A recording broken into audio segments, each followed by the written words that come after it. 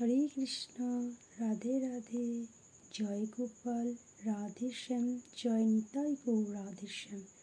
সকলকে জানাই আমার তরফ থেকে কোটি কোটি প্রণাম এবং আমার ছোট যারা আছে তাদেরকে জানাই আমার আন্তরিক ভালোবাসা ও শুভেচ্ছা।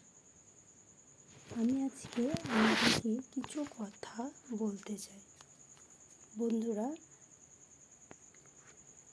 মানুষ হয়ে জন্ম নিলে মানুষ বলে না, মানুষ রূপে জাগে যখন জ্ঞানের চেতনা। এ কথাটির অর্থ হচ্ছে আমরা মানুষ হয়ে জন্ম নিয়েছি ঠিকই, মানব জন্ম অনেক জন্মের পুণ্যের ফল, ঠিক আছে, 84 কোটি জন্ম পার করে তারপর মানুষ জন্ম নিই।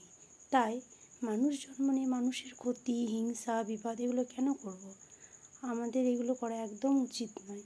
আমাদের মানুষ হয়ে জন্ম নিয়েছি আমরা মানুষের উপকার করার জন্য, মানুষের সহযোগিতা করার জন্য। আমরা তা না করে মানুষের হিংসা, বিবাদ এগুলো কী জন্য করি?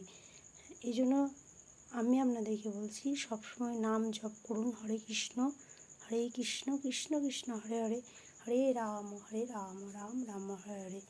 এই 16 নাম 32 অক্ষর জপ করুন, কর্ম করতে করতে জপ করুন, সদা সর্বদাই জপ করুন এবং চেষ্টা করুন যে মানুষ রূপে জন্ম নিয়ে মানুষের উপকার করার, মানুষের পাশে থাকার।